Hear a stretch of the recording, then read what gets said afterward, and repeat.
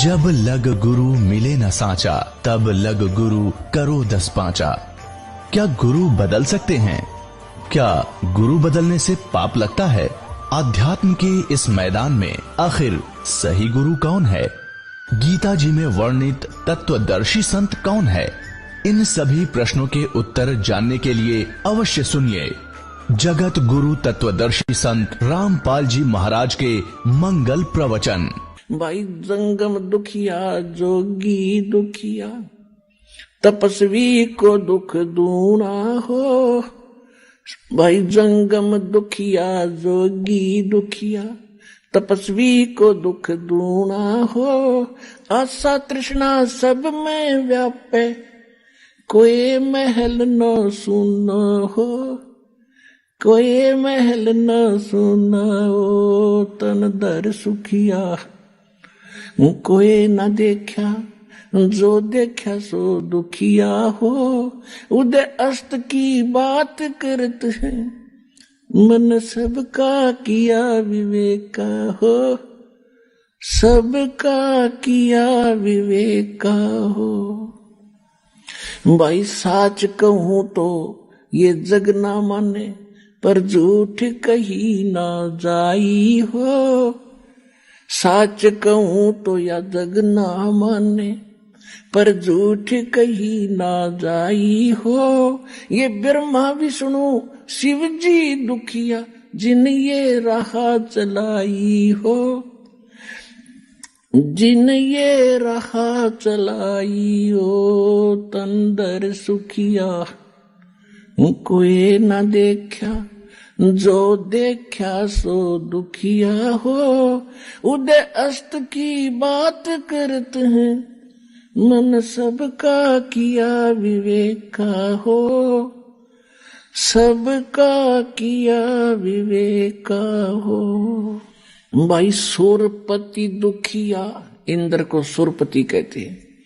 सूरपति दुखिया भूपति दुखिया, ये रंग दुखी बपरीती हो। सूरपति दुखिया भूपति दुखिया, रंग दुखी बपरीती हो। कहे कबीर और सब दुखिया, एक संत सुखी मन जीती हो। संत सुखी मन जीती हो, तन दर सुखिया कोई ना देखा, जो देखा सो दुखिया हो। उदय अस्त की बात करते हैं, मन सबका किया विवेका हो। सबका किया विवेका हो। भाई सूरपति दुखिया भूपति दुखिया, रंग दुखी बपरीती हो। सूरपति दुखिया भूपति दुखिया, रंग दुखी बपरीती हो। कहे कबीर और सब दुखिया, एक संत सुखी मन जीती हो। संत सुखी मन जीती हो।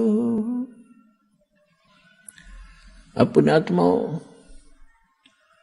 परमात्मा ने 600 वर्ष पहले ये बात कही थी कि साच कहूं तो जग नहीं माने, और झूठ में कह नहीं सकता, क्योंकि वो सत्य साहिब है। और ब्रह्मा विष्णु ये शिवजी दुखिया, जिन्होंने यहां का यो सांग जोड़ रखा है इस काल का। फिर कौन बताया सुखी? कहते सुरपति दुखिया, सारी पृथ्वी का भूपति, सारी पृथ्वी का राजा हो जा, वो भी महादुखी। और रंग तो स्वाभाविक दुखी, निर्धन तो वैसे दुखी, उस पर तो सारे कैर टूटे। तो परमात्मा कहते हैं, कहे कबीर और सब दुखिया, एक संत सुखी मन जीती हो। संत कोई, संत माने संत सोए जो सीधा चले, सत भक्ति करे, सच्चा नाम जाप करे, वो सारे साधु और संत होते। साध संगत उन्हीं को कहते। तो जो भक्त सच्चा नाम लेके और मेरी शरण में आ जाएगा, और इस मन पापी ने रोक ले, यहाँ की बकवादों की इच्छा ना करे, वो ही सुखी होगा। और फिर उसके साथ भगवान हो गया, और जिसके साथ परमात्मा है तो उसको फिर कष्ट कैसा। जैसे दास ने प्रारंभ में कहा सत्संग के कि एक बार आप इस परमात्मा को समर्पित होकर देखो। काल ने ऐसा जुल्म करवा दिया हमारे साथ में कि कबीर भगवान, और कौन सा कबीर, धाणक और काशी वाला जुला, इसको परमात्मा मानना। इतनी छाती चाहिए आदमी ने, इतना दिल, लेकिन जचा के छोड़ देंगे कबीर इज गॉड।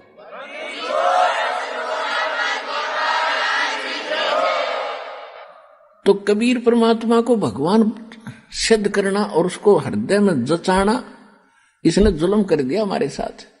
एक 4 ईंट लगा रखी उड़ा कुत्ते मुत्ते, वो भी भगवान है और वो सारे भगवान है। जंडी भी भगवान और तुलसी भी भगवान, कबीर भगवान नहीं। अरे फूटे भाग हमारे, ऐसे गुरु मिले हमें। तो अब आपको सतगुरु मिल गए हैं और सबके अज्ञान की आज धोती सी धोकर धर दी, इनकी पालिश तार दी। सच्चा ज्ञान आपके हृदय में जचा दिया और जच जाएगा। 9 मन सूत उलझिया, ऋषि रहे जख मारे, सतगुरु ऐसा सुलझा दे भाई, उलझे न दूजी बारे। परमात्मा खेल तो सारा आप ही कर रहे हैं, स्वयं ही वो सतगुरु हैं, स्वयं ही वो परमात्मा है। आज से 600 वर्ष पहले वो परमात्मा इस सारे ज्ञान को सुलझा कर धर गए थे, लेकिन हम अज्ञानी गुरुओं के फंसे रहे। परमात्मा के सुलझे सालझे सूत को ना छेड़ा, हम वो टूटे फूटे अड़ंगे इकट्ठे करते रहे और उसी को सोचते रहे से हम अपना काम चलाएंगे। तो परमात्मा कहते 9 मन सूत उलझिया, 1 किलो सूत, 1 सेर सूत, जो कच्चे धागे होते हैं, अगर वो उलझ जाना जुलाई का सारा दिन व्यतीत हो जाता था उसको सेट करने में। और जब वो टूट जाए उसमें गांठ पड़े और गांठ लग गई तो कपड़ा बना कर देते थे, तो वो उलाने देते थे, आधी कीमत देते थे कि इसका 6 तक गांठ लगा दी, इतना हम नहीं देंगे इसके पूरे पैसे। इसलिए दुल्हाओं के सामने वो सूत उलझ जाना सबसे बड़ी समस्या होती थी। उसको सुलझाए बिना वो अपना काम नहीं कर सकता, रोजी रोटी चले नहीं। और परमात्मा कह रहे ये तो 9 मन सूत उलझा कर धर दिया इन अध्यात्म मार्ग का। तो फिर उनसे पूछा कि परमात्मा फिर ये सुलझ जाएगा कैसे? तब कहा था सतगुरु ऐसा सुलझा देगा, उलझे न दूजी बार। अब इस कलयुग में अध्यात्म ज्ञान नहीं उलझ सकता। कोई भक्ति करियो चाहे मत करियो, वो उसका भाग्य और दुर्भाग्य साथ होगा, ऐसा बना दिया है।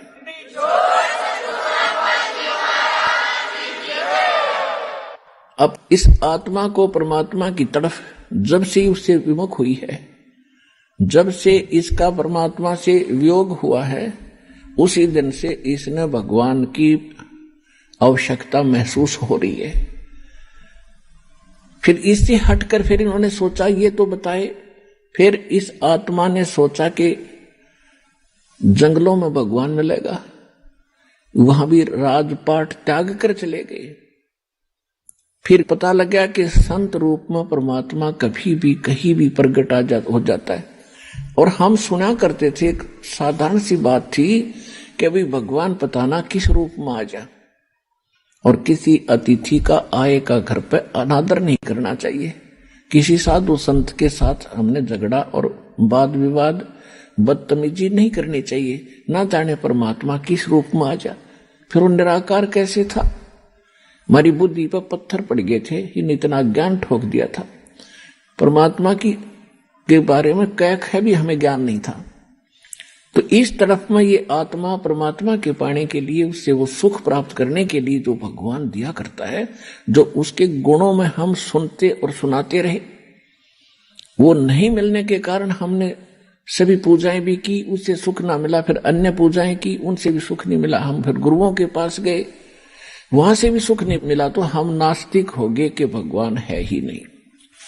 लुटो खसोटो, पाप करो, किसी तरह पैसा मिलो, कोठी बनाओ और बढ़िया शान शौकत बनाओ। या भूल और कर ली हमने, कर्म बिगाड़ दिए। और काल भगवान यही चाहता है, ये कितनी बकवाद करो, भक्ति करो तो झूठी करो और नकलियों की शरण में रहो, और सतगुरु शरण इनको मिले नहीं।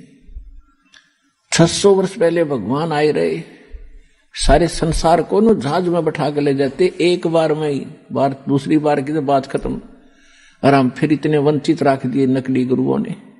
तो परमात्मा ने आज ये दया करी, आपको शिक्षित किया। पुण्यात्माओं, या शिक्षा इस मानव की सबसे बड़ी दुश्मन है। इसने अहंकारी, अभिमानी, चोर और बेईमान बना दिया हमारे को, हमारी सारा नैतिकता खत्म कर दी।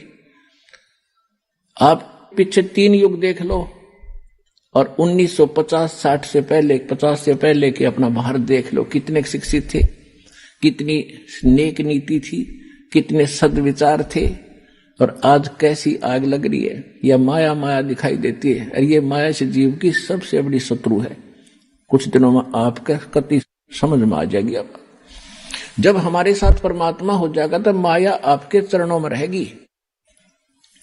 माया दासी संत की उभे दे आशीष, विलसी और लातों छड़ी, सुमर सुमर जगदीशी। कहते ये माया भगत की दासी हो जाएगी, चरणों में पड़ी रहेगी, और राम नाम रटते रहो, और इसने छड़ो यानी खूब प्रयोग करियो, आपका आज्ञा पड़ी रहेगी, और किसी तरह खर्ची और खाइए, लेकिन दुरुपयोग नहीं चलेगा। दान करे, आवश्यकता अनुसार प्रयोग करे, बाकी दान करे भगवान के चरणों में ला दे, और किया हुआ दान कभी व्यर्थ नहीं जाता। एक बहुत बड़ा मजबूत जहाज बनता है दान का। गरीबदास जी परमात्मा से प्राप्त ज्ञान को कहते हैं कि धर्म का नाश नहीं होता, चाहे विन से तीनों लोकों का नाश हो जाएगा। आपके द्वारा किए गए इस विधिवत पुण्य, शास्त्र अनुकूल सुपात्र को दिए हुए दान धर्म और पुण्य किए हुए, ये कभी विनाश में नहीं आते, आपके लिए जहाज बढ़ जाएगा। कहते हैं परमात्मा से पूछा किसी ने कि धर अंबर सब जावेंगे और विनसेंगे कैलाश, एकम एका होवेगा तब कहाँ रहे तेरे दास। धरती अंबर जान दे और विनसन दे कैलाश, एकम एका होण दे मेरे आश्रय रहे मेरे दास। कि मेरे भक्त मेरे द्वारा बताई गई इस विधि और इस धर्म पुण्य के जहाज में बैठ के और ऐसे रहेंगे जैसे नौका जल के ऊपर रहा करती है। ये धर्म के कारण ये विनाश में नहीं आएंगे, चाहे तीनों लोकों का भी नाश बेशक हो जाए। तो इसलिए परमात्मा हमें रह रह कर याद दिलाते हैं कि जैसे द्रौपदी ने एक अंधे महात्मा को, अपनी राजा की लड़की कितना सुंदर साड़ी पहन कर जाती है, नहर पर नहाने गई थी घाट पर, परमात्मा अपने बच्चों को कैसे उभारते हैं। उनको मालूम है इनके ऊपर आने वाले जीवन में कितना कष्ट होगा। उन पुण्यात्माओं के साथ रहते हैं, कोई ना कोई ऐसा छल छिद्र करते हैं, हम समझ भी नहीं पाते, हमारे पुण्य बनवा जाते हैं। वहां एक अंधे महात्मा का रूप बना के दरिया में खड़े हो गए, और एक तन पर एक लंगोट था, बाकी कपड़ा था नहीं। वो ही नाते समय दरिया में बह गया। वो महात्मा कति नंगे खड़े जल के अंदर। उधर से लड़कियों की आवाज आई स्नान करने के लिए। द्रौपदी अपने पिता के घर पर कुंवारी थी, स्नान करने के लिए सहेलियों के साथ जा रही थी। शोर हो रहा था। महात्मा ने सोचा, अंधा था, उसने सोचा कि मैं गलत स्थान पर आ गया, यहाँ कोई जनाना घाट है, लेडीज घाट है, और बहुत बुरी बनी भाई। अब बाहर निकल नहीं सकता, कोई कॉपिन और नहीं, कोई कपड़ा लंगोट नहीं। उधर से द्रौपदी ने देखा कि महात्मा स्नान कर रहे हैं, जो उनके नहाने वाले स्थान से, घाट से जिधर पानी बह रहा था डाउन स्ट्रीम में 100-150 फुट की दूरी पर संत स्नान कर रहे थे। अब कहते हैं साधु दर्शन राम का और मुख पर बसे सुहाग। बोलेंगे भगवान की चर्चा करते हैं, और दर्श उन्हीं को होते जिनके पूर्ण भाग। कबीरा दर्शन राम का, परमात्मा आवे याद, और लेखे में वो समय बाकी का समय बर्बाद है। तो लड़की ने सोचा था कि महात्मा से चर्चा सुनूंगी, फिर उसने सोचा कि नहा रहे हैं, नहा लेने दो, तब तक मैं भी स्नान कर लेती हूं। उन्होंने स्नान सुनून करके बाहर निकली, साड़ी बांध ली पहले वाली, नहाकर ताजी साड़ी बांध कर लड़की खड़ी हुई। उसने देखा महात्मा तो अभी भी जल के अंदर है, नहा नहीं रहा है, ये कुछ चीज खोज रहा है। फिर अपनी दिव्य दृष्टि से देखा लड़की ने कि बाहर कोई कपड़ा नहीं, महात्मा निवस्त्र है, और शर्म के मारे ये बाहर नहीं आ रहा है।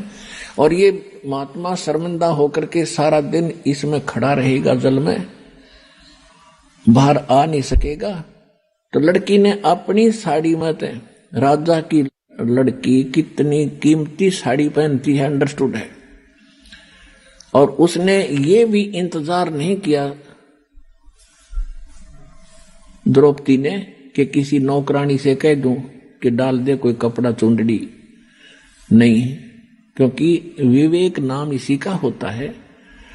उसको पता था कि मैं रोटी खाऊंगी तो मेरा पेट भरेगा, मैं अपने हाथ से दान दूंगी तो मुझे मिलेगा।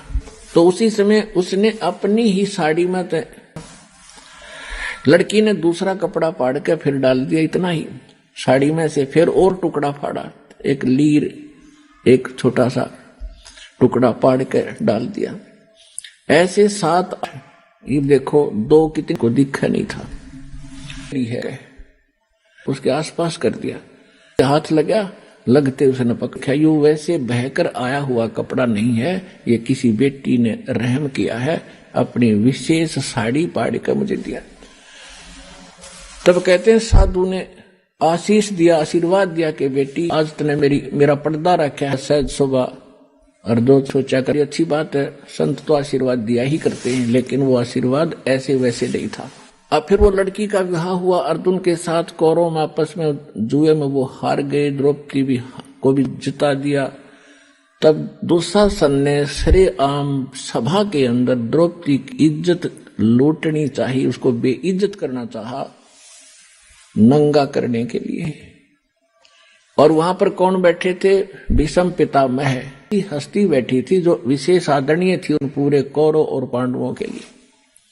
एक विदुर थे उनके चाचा, पांडवों के, कौरवों के चाचा विदुर थे। और भी बहुत से लोग बैठे थे, सभासद बैठे थे। दुर्योधन ने दुशासन से कहा कि हम अंधे हैं, अंधों की संतान हैं, क्योंकि द्रौपदी ने एक दिन व्यंग कर दिया था दुर्योधन के ऊपर। राजा युधिष्ठिर ने शीशे का महल बनवाया था और दुशासन को आमंत्रित किया था सभी को कि आइयो हमने मकान बनाया, भोजन पाइयो। दुशासन की टक्कर लगी, शीशे में दिखा कौन, वो गिर गया। द्रौपदी खड़ी होकर हंस रही थी और कहने लगी अंधों के अंधे ही पैदा होते हैं। वैसे इस तरह की बकवाद हमने देखो शिक्षा इनसे ये लेनी चाहिए कि इस तरह के व्यंग हमने नहीं कसने चाहिए। और फिर भी एक लड़की ने स्वाभाविक देवर भाभी के हिसाब से उसने कह भी दिया था तो के बिजली गिर गई। इतना दुख मान गया वो साकेट व्यक्ति कि इसने ये शब्द बोल कैसे दिए, गंदा गंदे होते हैं, इसको मजा चखाऊंगा। पुण्यात्मा परमात्मा बताते हैं कि सोना सजन और संत ये टूट जुड़े 100 बार, दुर्जन और पाका कलश एक धक दरार। जैसे मटका होता ना गड़ा, पके गुरु ये जुल्म कर रहा है, अरे बेकूफ करू थारा। अब और वो कह था न्याय की बात, तुम कहते हैं तू तो है, अपने चाचा का थप्पड़ मारा और उसको यूं कहा कि तू तो है बांदी का जन्मा हुआ गुलाम। तो उस बात पर वह तीनों भीष्म पितामह दादा और द्रोणाचार्य गुरु और कर्ण वो सूरवीर तीनों ने हंसन लगे, मुस्कुराए, एक बहुत अच्छी बात कही। अरे बेशर्मो, खड़ा होकर ये कहना चाहिए था, अरे बेवकूफ तूने कैसे अपने चाचा बात उठा दिया, नकमी आत्माओं। अगर उन तीनों में से एक भी खड़ा होकर ये कह देता खबरदार से लड़की का हाथ लगाया, कौरवों की हिम्मत नहीं थी। लेकिन वो जब लड़की को नंगा किया जा रहा सरेआम, और वहां बैठे किस लिए, फिर वो उनमें कितनी गंदी सोच होगी ये सहज हिसाब लगाया जा सकता है। तो यहां परमात्मा ने सूक्ष्म वेद के अंदर इन पुराने ग्रंथों का भी जूस निकाला है, दिया जा रहा है कि जिन ग्रंथों को तुम पढ़ा करते, क्या खाक थे वह, एक जमीन के ऊपर राजपाट पर लड़का मर गए, कैसे यू लाल किला यही पड़ा है, और वह किधर धक्के खान जाओगे नरक में। तो क्या चीज है ये, तो ज्ञान के अभाव से, सतगुरु के अभाव से हम ऐसे ही बिना सिर पैर के ग्रंथों को पढ़ के अपना कल्याण मानते थे। अब क्या होता है कि द्रौपदी ने पहले तो देखा था कि सभा के अंदर मेरे 5 पांडव बैठे, पति और सूरवीर, वो मुझे नंगा होते कैसे देख सकेंगे। लेकिन वो हार चुके थे जुए में, वो बंद गए थे जुबान में, उन्होंने नीची गर्दन कर ली। फिर भीष्म पिता द्रोणाचार्य और कर्ण की तरफ देखा कि ये कैसे सहन कर लेंगे मुझे यहां नंगा करते हुओं को, लेकिन वो हंस रहे हैं। जब विदुर को थप्पड़ मारा, ऐसे वचन कहे, तब वो समझ गई कि ये सभा ठीक नहीं है। और पुण्यात्माओं, जब तक हम संसार से कुछ आशा रखते हैं कि ये मुझे ये लाभ दे देगा, वो मुझे ये सुख देगा, तब तक परमात्मा साथ नहीं देगा। आप तो सीधम सीधा भगवान से जुड़ोगे, चाहे आपका उंगली का चोट लाग जा, नो यही अर्थ है भगवान आप पे करोगे। भले ही तो मीडिया उसका दवाई बने, डॉक्टर बने, लेकिन करेगा भगवान। आपने ऐसा भी